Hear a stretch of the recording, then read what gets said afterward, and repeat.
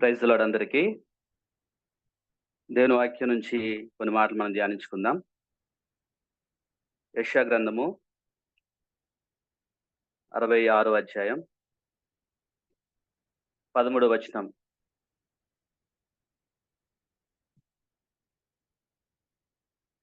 యెషయా గ్రంథం 66వ అధ్యాయం 13వ వచనం. ఒకని తల్లి వానిని ఆదరించినట్లు నేను మిమ్మల్ని ఆదరించెదను.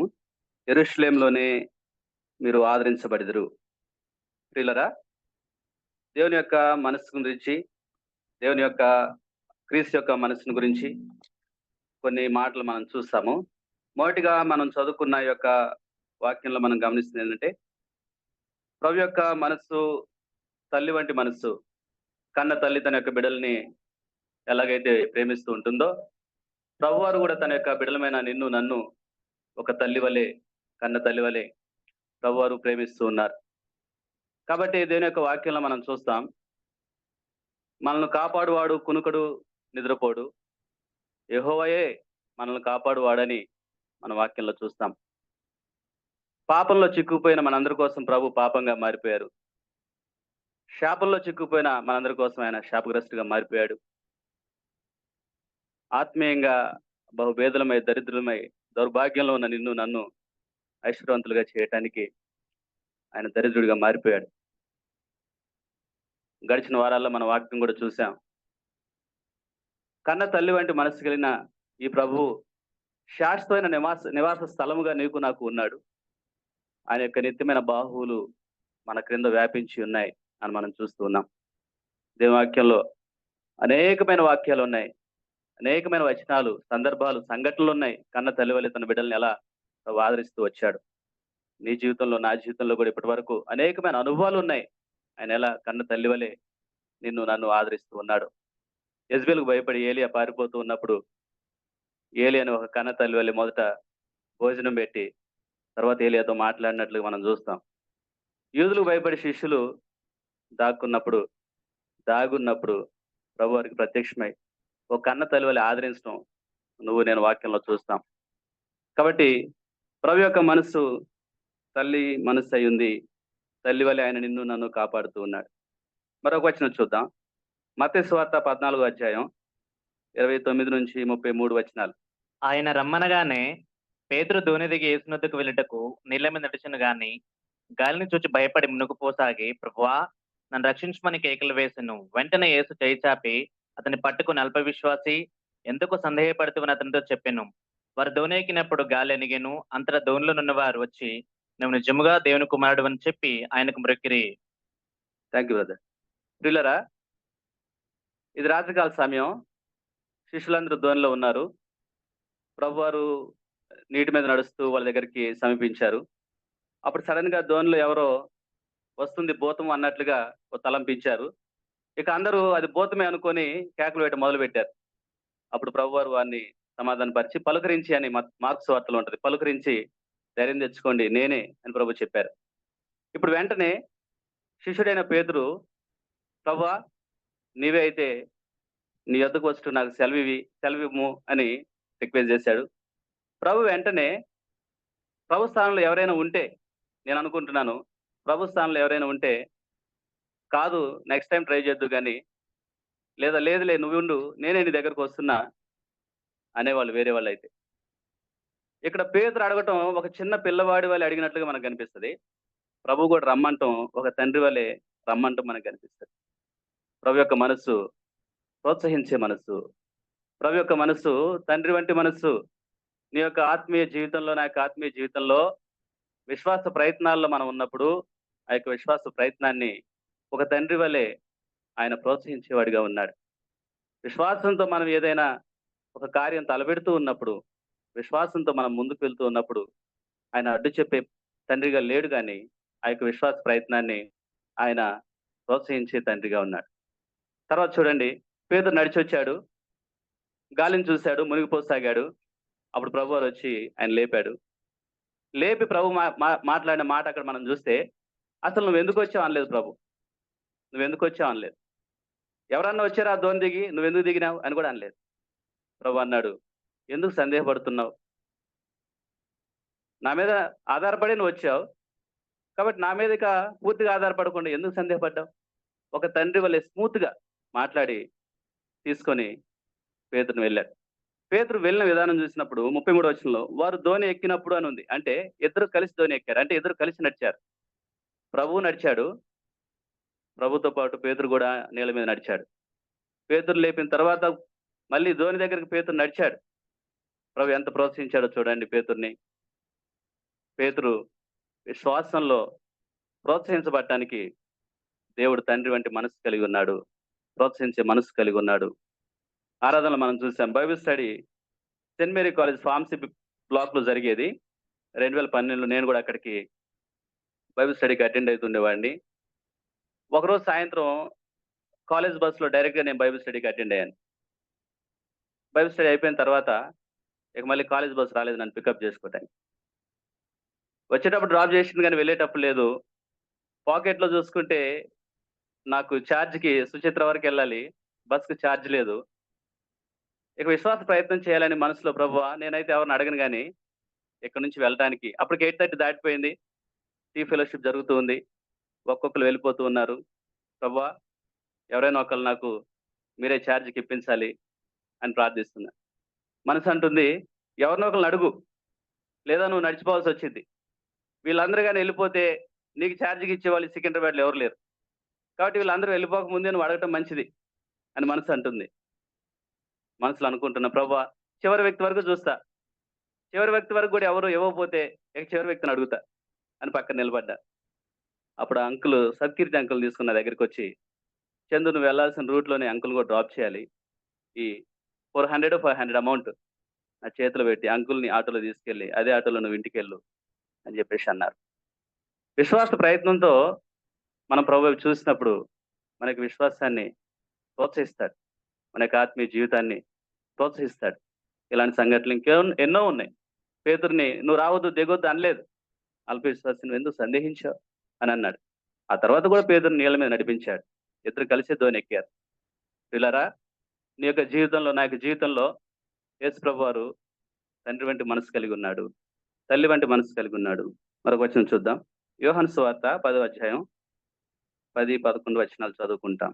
దొంగ దొంగతనమును హత్యను నాశనం చేయుటకు వచ్చును గాని మరి దేనికిని రాడు. గొర్రెలకు జీవం కలుగుటకును అది సమృద్ధిగా కలుగుటకును నేను వచ్చుతున్నాను మీతో నిశ్చయంగా చెప్పుచున్నాను. నేను గొర్రెలకు మంచి కాపరిని. మంచి కాపరి గొర్రెల కొరకు తన ప్రాణంను పెట్టును. ప్రియులారా దేవుని యొక్క మనస్సు కాపరి మనస్సు కాపాడుతూ ఉంటాడు. నక్కల నుంచి, తొడేల నుంచి, హానికరమైన జంతువుల నుంచి తన యొక్క గొర్రెలను ఒక గొర్రెల కాపరి కాపాడుకున్నట్లుగా నిన్ను నన్ను మన యొక్క పరిశుద్ధ జీవితంలో ఆత్మీయ జీవితంలో ఓ దైవ జీవితం జీవించడానికి దుష్టు నుంచి, లోకం యొక్క ఆకర్షణ నుంచి, పాపం యొక్క మోసం నుంచి, మనుషుల యొక్క మోసం నుంచి, నిరాశ నిస్పృహల నుంచి ప్రభు నిన్ను నన్ను కాపాడుతూ ఉంటాడు. ఎందుకనంటే మనము ఆయన బిడ్డలము. నువ్వు ఆయన బిడ్డవు కాబట్టి ఆయన నిన్ను ఏర్పరచుకున్నాడు. ఆయన సృష్టి ఆరంభానికి ముందే ఆయన నిన్ను ఏర్పరచుకున్నాడు కాబట్టి ఆయన నిన్ను నన్ను కాపరి మనసుతో కాపాడుకుంటూ ఉన్నాడు. మా గ్రామంలో 2 సంఘాలు ఉన్నాయి. ఒక సంఘంలో ప్రజలు సంఘస్థులు ఎప్పుడు కూడా పాపాన్ని ప్రేమించి జరిగించేవారుగా కనిపిస్తారు. మరొక సంఘంలో ఉన్న వాళ్ళు పాపంతో పోరాడుతూ పాపాన్ని విడిచిపెట్టడానికి ప్రయత్నిస్తున్న వారిగా కనిపిస్తారు. కారణం ఏంటంటే సంఘస్థులు కొంతవరకు కారణం అయితే సంఘ కాపరులు మరొక కారణం. ఏ సంఘస్థులు అయితే పాపాన్ని విడిచిపెట్టకుండా ప్రేమిస్తారో ఆ సంఘ కాపరికి కాపరి మనసు లేదు. ఏ సంఘస్థులు అయితే పాపాన్ని విడిచిపెట్టడానికి పాపంతో పోరాడటానికి ప్రయత్నిస్తారో ఆ సంఘ కాపరికి కాపరి మనసు ఉంది. అదే కారణం. ప్రభు కాపరి మనసుతోటి నిన్ను నన్ను కాపాడుతూ ఉన్నాడు. ప్రభు కాపరి మనసుతో నిన్ను నన్ను కాపాడుతూ ఉన్నాడు. నేను హైదరాబాద్‌కు వచ్చిన తొలి దినాల్లో ఒక సంఘటన జరిగింది. అది చెప్తా మీకు. హైదరాబాద్ రావడానికి ముందు నేను చదువుకున్న సంవత్సరాలన్నీ నా చదువు అయిపోయే వరకు హాలిడేస్ ఎప్పుడొచ్చినా పొలం వెళ్ళి పని చేయాలి. అక్కడున్న పద్ధతి అది. కాబట్టి మేమందరం కూడా ఎప్పుడు హాలిడేస్ వచ్చినా పొలంలో తిరుగుతూ పనిచేసేవాళ్ళం. మా చుట్టూ ఎన్నో విషపూరితమైన, హానికరమైన పురుగులు, పాములు, తేళ్లు అన్నీ వెళ్తూ ఉండేవి. మేము పట్టించుకునేవాళ్ళం కాదు వాటిని. వాటి పని అవి చేసుకుంటాయి. మన పని మనం చేసుకోవాలని మా పని మేము చేసుకున్నాం. ఎప్పుడు ఏ పురుగు నన్ను కుట్టింది లేదు. ఎన్నో పాములు నా పగ్గగుండా పోయినాయి. మా ఇంటి దగ్గర గూడా ఉంటాయి గానీ, ఏది నన్ను గరిచింది గాదు. హైదరాబాద్ వచ్చిన తొలి దినాల్లో రక్షించబడ్డ సంవత్సరమే ప్రభు నన్ను హైదరాబాద్ తీసుకొచ్చారు. రక్షించబడిన తొలి దినాల్లోనే ఒక పాము నన్ను గరిచింది. ప్రభు వైపు చూశాను. ప్రభు నాకు ఒక పాపం గుర్తు చేశారు. ఎంతగా ప్రభు వద్దని చెప్తున్నా, ఎంతగా వారిస్తున్నా, ఎంతగా హెచ్చరిస్తున్నా, ఆత్మ ద్వారా ఎంత నడిపిస్తున్నా, నేను ఆ పాపం చేశాను గాబట్టి, సుమారుగా అదే రోజు లేక మరుసటి రోజు ఒక పామును ప్రభువు అనుమతించారు. ప్రభువా! ఈ పాపాన్ని బట్టి నన్ను క్షమించండి. మరలా తిరిగి ఈ పాపం నేను చేయనని పశ్చాత్తాపపడ్డాను. ప్రభువారు కాపరి వలె ఆ పాము అది విషపూరితమైన పామే. చూసిన వాళ్ళందరూ గూడా ఎంతో విషపూరితమైన పామని జెప్పారాళ్ళు. ప్రభు ఆ పాము కాటు నుంచి ప్రభు నన్ను కాపాడారు. ఎన్నో సార్లు ప్రభు ఆ విధంగా కాపాడుతూ వచ్చారు. నీ జీవితంలో గూడా ప్రభు కాపరి వలె ఎన్నో సార్లు నిన్ను కాపాడుతూ ఉన్నారు. కారణం ఏంటంటే ఆయన నేర్పరచుకున్నాడు. ఆయన నిన్ను నడిపిస్తూ ఉన్నాడు. నీ పట్ల ప్రణాళికలున్నాయి ప్రభుకి. ఉద్దేశాలున్నాయి. నీ ద్వారా అనేకులు రక్షించాలని, అనేకులు మార్చాలని. నీ కుటుంబంలో, నీ బంధువుల్లో, నీ స్నేహితుల్లో, నువ్వు పనిచేసే చోట ఎంతో మందికి క్రీస్తు సాక్షిగా నువ్వు ఉండాలని ప్రభువు నిన్ను నన్ను కాపాడుతున్నారు. ఒకసారి పరిచర్య నిమిత్తమై ఒక గ్రామం వెళ్ళాము. నేను పరిచర్యలో హెల్పర్‌గా వెళ్ళాను. సహాయకుడిగా వెళ్ళాను. ఆ గ్రామంలో ఊరి చివర ఒక బావి. కొంతమంది యవ్వన సహోదరులు అది మంచి సమ్మర్. బాగా ఎండుంది. So, they used to go there. I don't know. వాళ్ళెళ్ళి ఆ పెద్ద బావిలో వాళ్ళు సేద తీరేవాళ్ళు. ఈత కొట్టేవాళ్ళు. 20, 30 అడుగుల లోతుందది. నేను అప్పటి వరకు ఈతొచ్చు అనుకున్నా నాకు. నాకు రాదు ఈత. అనుకున్నాను నేను. మా ఊర్లో ఏరుంది. నది ఉంది గాని నాకు ఈతొచ్చు అనుకున్నా. వెళ్లి బావి దగ్గర నిలబడ్డా. అందరూ బావిలో ఉన్నారు. "అన్న ఈతొచ్చా?" అన్నారు. "వచ్చన్నా." దూకన్నారు. దూకా. మొత్తం లోపలికి పోయా. చీకటి పైనుంది. చెయ్యి ఇట్లా ఇట్లా అంటుంది. చెయ్యి బట్టి బయటికి తీశారు. ప్రభు కాపాడాడు. ప్రభు కాపాడతాడు. ప్రభు కాపరి మనసు కాబట్టి కాపాడతాడు. ఎన్నో సందర్భాలున్నాయి. కాపాడుకున్నాడు. కాపాడుకుంటాడు. నిన్ను గూడా ప్రభు కాపాడుతూ ఉన్నాడు. కాబట్టే సజీవ లెక్కలో మనం ఉన్నాం. లూకాసు 19 అధ్యాయం 41, 42 దయచేసి చదువుకుంటాం. ఆయన పట్టణంకు సమీపించినప్పుడు దాన్ని చూచి దాని విషయమై ఏడ్చి, నీవును ఈ ఈ నీ దినమందైనను సమాధాన సంబంధమైన సంగతులను తెలుసుకునే యెడల నీకెంతో మేలు. గాని ఇప్పుడవి నీ కన్నులకు మరుగు చేయబడి ఉన్నవి. ప్రియులారా, ప్రభు యొక్క మనస్సు బహుభారం కలిగిన మనస్సు, కన్నీటితో నిండిన మనస్సు. తన యొక్క బిడ్డలు పాపంలో ఉన్నప్పుడు, తన యొక్క బిడ్డలు లోకంలో కలిసిపోతూ ఉన్నప్పుడు, తన యొక్క బిడ్డలు నరక మార్గంలో ఉన్నప్పుడు ప్రభు కోపడటం లేదు. ప్రభు బహుభారం కలిగి చింతిస్తున్నాడు. యెరూషలేం పట్టణంలో ఉన్న అనేకులు ఆ రోజు ప్రభుని తిరస్కరిస్తూ ఉంటే, ఆ పట్టణాన్ని చూసి ప్రభు కోపట్టలేదు. చింతిస్తూ ఉన్నాడు. కన్నీరు గారుస్తూ ఉన్నాడు. ఏడుస్తూ ఉన్నాడు. యెరూషలేముతో ప్రభు అంటూ ఉన్నాడు. నువ్వు సమాధాన సంబంధమైన సంగతులు తెలుసుకుంటే నీకెంత మేలు అని ప్రభు ఏడుస్తూ ఉన్నాడు. నీ వైపు, నా వైపు చూసినప్పుడు, నీ యొక్క రహస్య పాపాలని, నా యొక్క రహస్య పాపాలను చూసినప్పుడు, మన యొక్క కుటుంబాల్లో బలహీనతలు గుండా వెళ్తూ ఉన్నప్పుడు, మనం పనిచేసే చోట బలహీనతలు గుండా వెళ్తూ ఉన్నప్పుడు, మనం ఒంటరిగా ఉన్నప్పుడు బలహీనతలు గుండా వెళ్తూ ఉన్నప్పుడు, ప్రభువారు మన నిమిత్తమై, నీ నిమిత్తమై చింతిస్తూ ఉన్నాడు. నీ నిమిత్తమై కన్నీరు గారుస్తూ ఉన్నాడు. ఇకనైనా నువ్వు ఆ పాపాన్ని వదిలిపెడితే, ఇకనైనా ఆ విషయంలో నువ్వు మారు మనసు పొందితే, ఇకనైనా నువ్వు ఆయనకు సాక్షిగా మారితే ఎంత బాగుండు అని ప్రభువారు నీ వైపు చూస్తూ, చింతిస్తూ ఉంటారని ఈ వచనాల ద్వారా మనం గ్రహించుకుంటూ ఉన్నాం. ప్రభు యొక్క మనస్సు కన్నీటితో నిండి తప్పిపోయిన కుమారుని వృత్తాంతంలో చిన్న కుమారుడు తప్పాడు. వెళ్ళిపోయాడు అక్కడి నుంచి. అప్పుడు తండ్రి మనసు ఎలా ఉందో తెలుసా? తిరిగి మళ్ళీ చిన్న కుమారుడు వచ్చే వరకు కన్నీటితోటే ఉంది. ఆ ఇంట్లో ఎటువంటి విందులు లేవు, సంతోషం లేదు. ఎటువంటి కొవ్విన పశువులు వధించబడలేదు. చిన్న కుమారుడు తిరిగి వచ్చిన తర్వాతే ఆయనకు సంతోషమైంది. నువ్వు గూడా, నేను గూడా ఆయనకు దూరంగా వెళ్ళిపోతూ ఉన్నప్పుడు ఆయన యొక్క హృదయం కన్నీటితో నిండుంటుంది. నీ విషయంలో ఏదైనా విషయంలో నువ్వు తప్పిపోతూ ఉంటే ఆయన చింతించే దేవుడై ఉన్నాడు. కన్నీరు గార్చే దేవుడై ఉన్నాడు. మరి ఆ మాత తన యొక్క సహోదరుని లాజరు మరణం నిమిత్తం ఏడుస్తూ ఉంటే ప్రభువారు కూడా ఏడ్చారు. ప్రభు యొక్క మనసు కన్నీటితో నిండిన మనసు. ఈస్ట్ గోదావరి జిల్లాలో వీరస్వామి గారని ఒక నిష్ట కలిగిన విగ్రహాల దగ్గర ఉన్నాడు. మిషనరీస్ బ్రిటిష్ వారి కాలంలో మిషనరీస్ వెళ్ళి సువార్త చెప్తే ఈ నిష్ట కలిగిన విగ్రహారాధికుడైన ఈ వీరస్వామి గారు రక్షించబడ్డాడు.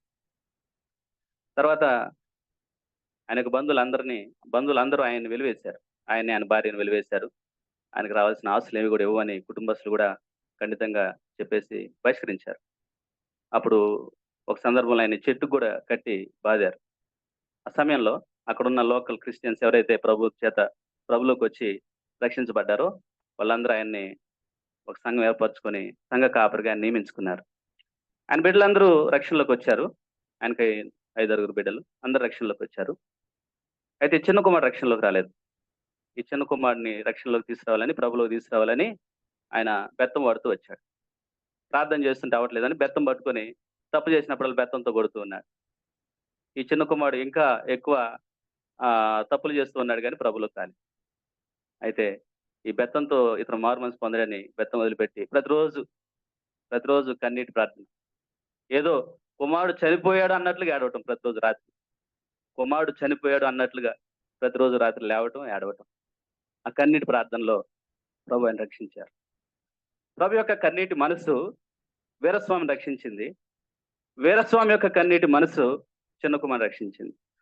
ఆ చిన్న కుమారుడు కన్నీటి సేవ, కన్నీటి పరిచర్య చేస్తే నా యవన కాలంలో నేను రక్షించబడ్డా. నీ యొక్క కన్నీటి మనసు అనేకులను రక్షిస్తుంది. నా యొక్క కన్నీటి మనస్సు అనేకులను ప్రభు దగ్గరికి తీసుకొస్తుంది. ప్రభు యొక్క మనసు కన్నీటి మనసు. యోహాను సువార్త 21 అధ్యాయం 9, 13 కూడా చదువుకుంటాం. యోహాను సువార్త 21, 9, 13 2 వచనాలు మాట. వారు దిగి దరికి రాగానే అక్కడ నిప్పులను వాటి మీద ఉంచబడిన చేపలను రొట్టెయు కనబడెను. యేసు వచ్చి ఆ రొట్టెను తీసుకుని వారికి పంచిపెట్టెను. అలాగనే చేపలను కూడా పంచిపెట్టెను. పిల్లరా, ఇక్కడ చూస్తున్న వాక్యాలు మనం ప్రభు యొక్క మనసును చూస్తాం. ప్రభు యొక్క మనస్సు పరిచర్య చేసే మనస్సు. ప్రభు యొక్క మనస్సు పరిచర్య చేసే మనస్సు. శిష్యులు రాత్రంతా అలసిపోయారు, ఒక చేప కూడా పడలేదు. చాలా ఆకలితో ఉన్నారు, అలసిపోయారు, నీరసపడ్డారు.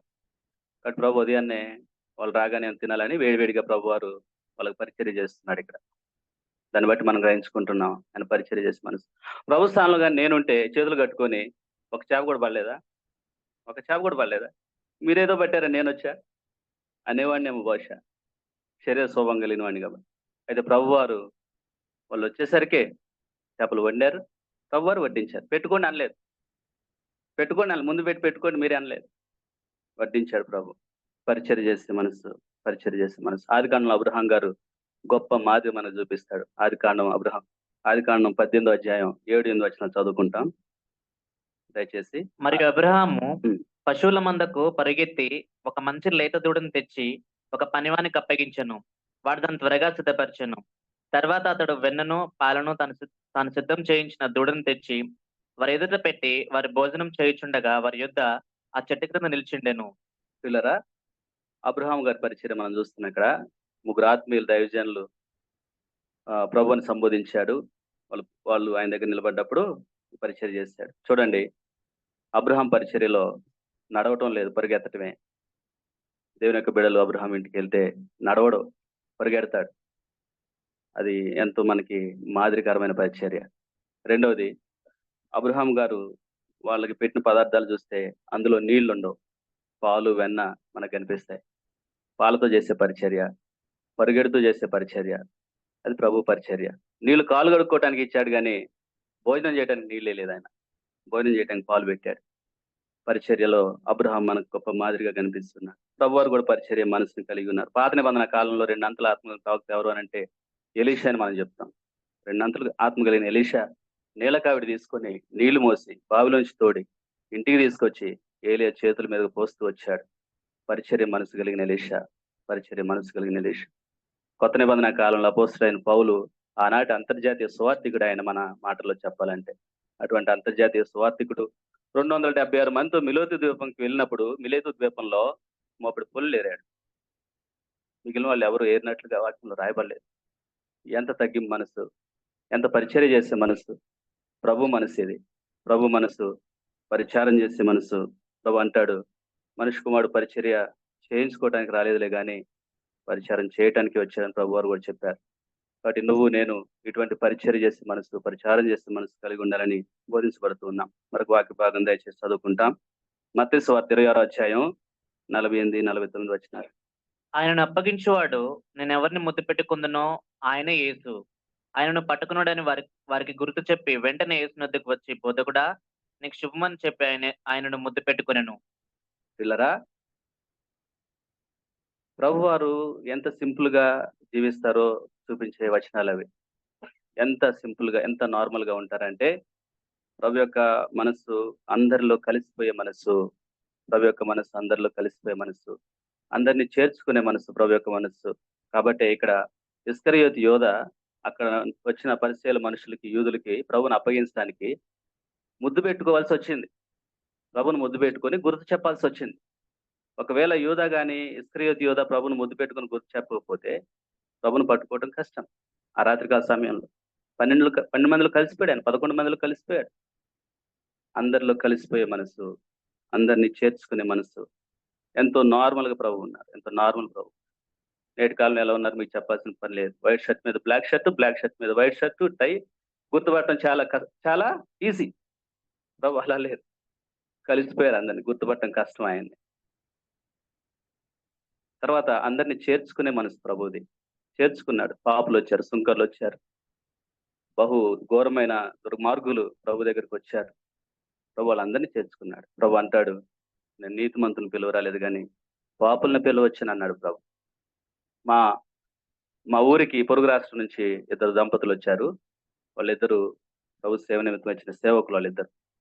ఈ సేవకులిద్దరూ తమ యొక్క ఇద్దరు పిల్లల్ని తీసుకుని నా చిన్న వయసులో మా ఊరికి సేవ నిమిత్తమై వచ్చారు.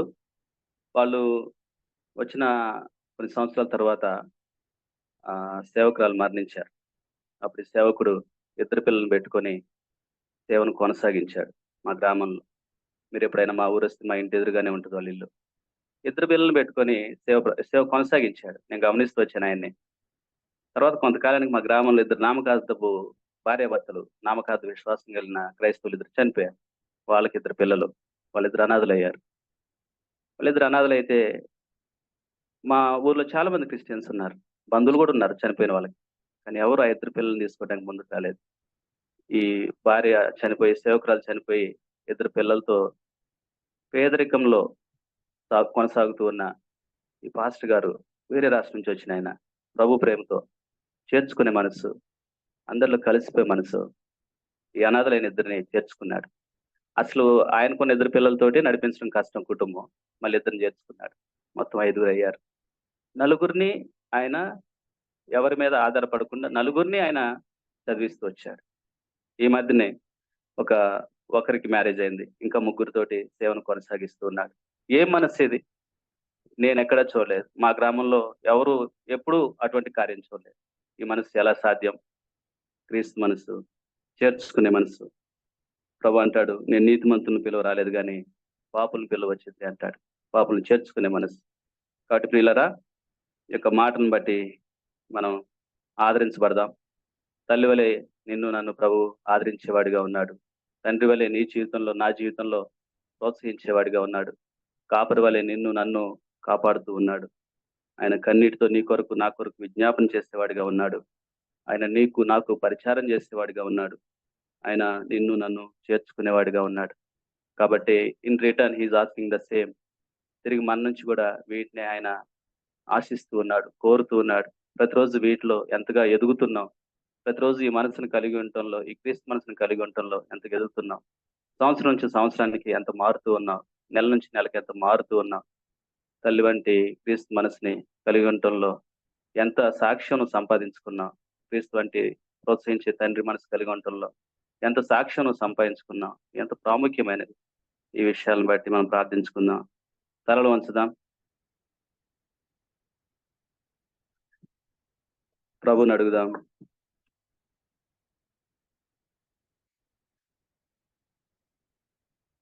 మనల్ని మనం పరీక్షించుకుందాం.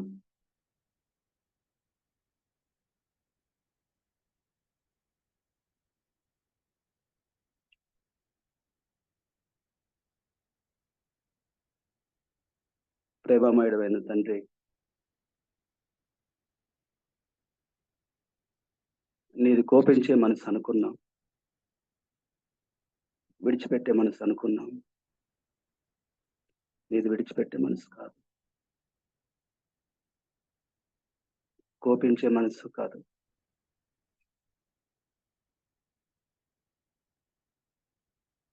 బహుభారం కలిగిన మనస్సు నీది.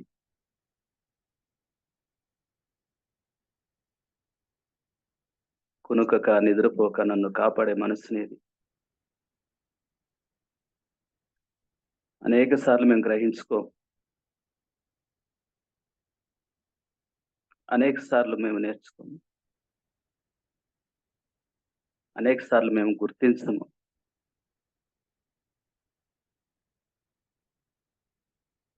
ఆ ప్రేమే మిమ్మల్ని మా కోసం భూమికి ఆకాశానికి మధ్య వేలాడేలా చేసింది. ఆ ప్రేమే మిమ్మల్ని ఆ కలువరి శిలువ మీదకు తీసుకొచ్చి మా కఠినమైన స్వభావాలను బట్టి క్షమించండి, మా విశ్వాసపు హృదయాలను బట్టి క్షమించండి. మేము ఇంకా లోబడని పరిస్థితులను బట్టి క్షమించండి.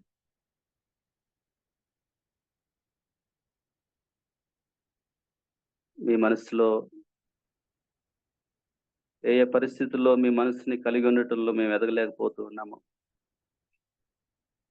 ఎవరెవరి దగ్గర మీ యొక్క మనసుని కలిగి ఉండటంలో మేము ఎదగలేకపోతూ ఉన్నాము. మా పాపమును బట్టి క్షమించండి, మా కఠినత్వాన్ని బట్టి క్షమించండి, మా గర్వాన్ని బట్టి క్షమించండి, మా అజ్ఞానం, అహంకారం, అవివేకం, తిరుగుబాటుతనం, లోబడనితనం, ఆత్మీయ గర్వము, ఆత్మీయంగా మీరు ఇచ్చిన ఆశీర్వాదాలను బట్టి, ఈవులను బట్టి, అర్హతలను బట్టి, జ్ఞానం బట్టి గర్విస్తూ ఉంటే, మిమ్మల్ని బాధ పెడుతూ ఉంటే, ఆయాస పెడుతూ ఉంటే మమ్మల్ని క్షమించండి.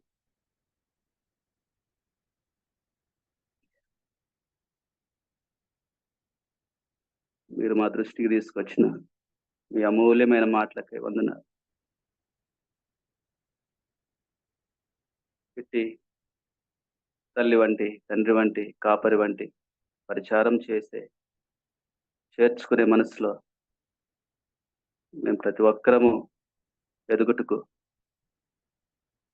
నిండైన కృప చూపమని వేడుకొంచున్నాం. మీరు మాకు చేసిన గొప్ప రక్షణ కార్యమును బట్టి, అనేకమైన మేలు ఉపకారమును బట్టి, మీరు మాకు తల్లిగా తండ్రిగా ఉన్న పరలోక ప్రేమను బట్టి వందనాలు చెల్లిస్తాం. అందరిని మీ హస్తాలకు అప్పగించుకుంటూ క్రీస్తు నామములో ప్రార్థిస్తున్నాం తండ్రి, ఆమేన్. Let us pronounce a benediction. Now to him who is able to keep you from falling and to present you before his glorious presence without fault and with great joy, to the only God our Savior, be glory, majesty, power and authority through Jesus Christ our Lord before all ages, now and forevermore. Amen.